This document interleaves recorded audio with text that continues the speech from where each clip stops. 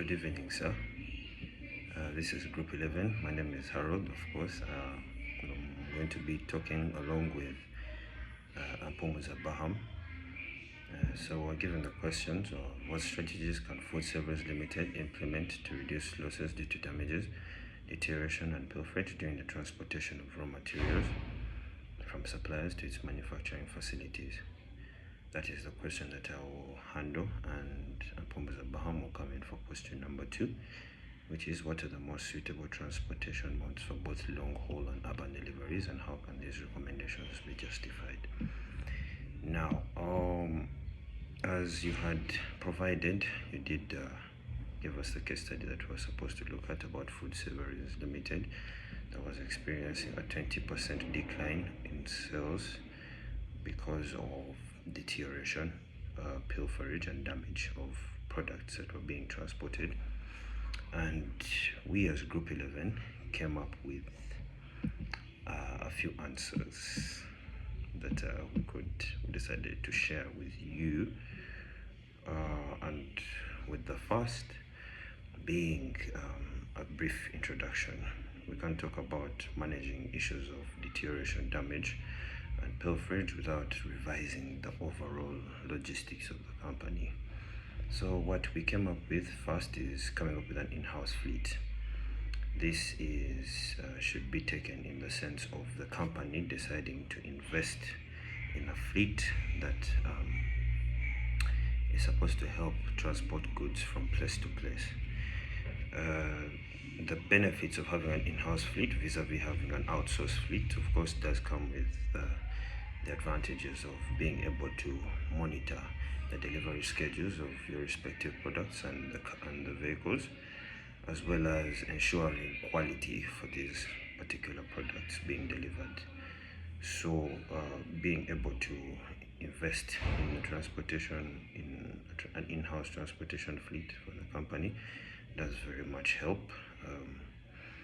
Another thing that they should consider was to establish stronger contracts. That is, if they decide to outsource, or if they believe that suppliers should bring in these products, what they can do is include an accountability clause whereby the drivers or the company that is delivering these products takes full or takes partial responsibility for these products or these goods. For instance, if goods are to be delivered late, or there's to be damaged, or to be lost or stolen, that company needs to be liable and needs to compensate Food Savories Limited. Another thing that they need to include was improved packaging. They did talk about how they're facing issues of deterioration, and they also did talk about perishable products or perishable goods like chicken and vegetables. What Food Savories Limited can go ahead and implement is using vacuum sealing to reduce on oxidation, or using high pressure processing to make sure that less oxygen or minimum oxygen enters the food to make it last longer, or to increase on its longevity. Another thing that they could definitely invest in is GPS tracking. GPS tracking, route optimization, and a centralized system all coming together, musketeers, I might say, because one kind of works well with the other.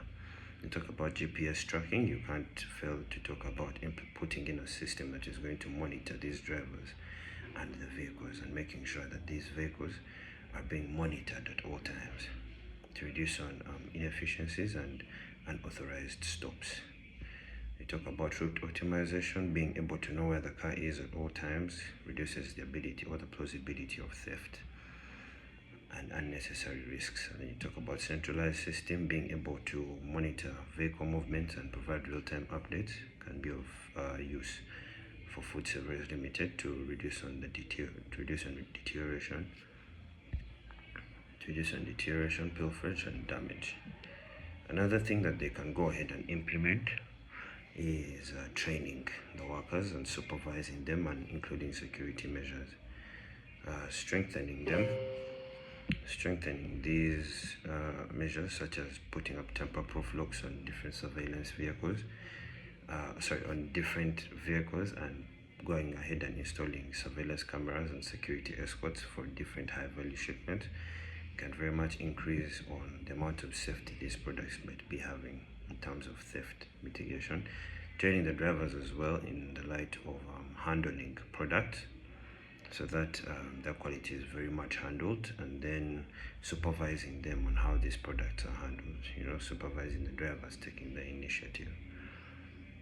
So I will call BARHAM to take us through question number 2, which I will repeat, which is about the transportation modes that food savories can go ahead and implement.